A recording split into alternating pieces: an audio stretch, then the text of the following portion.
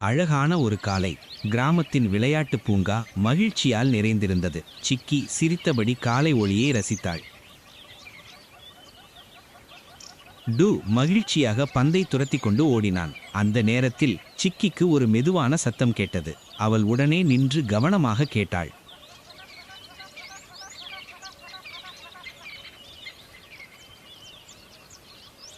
ஆனால் டு இன்னும் விளையாட்டில் மூழ்கியிருந்தான். அந்த சிறிய சத்தம் மெதுவாக மறைந்தது. சிக்கி அந்த சத்தம் வந்த திசையை நோக்கி நடந்தாள்.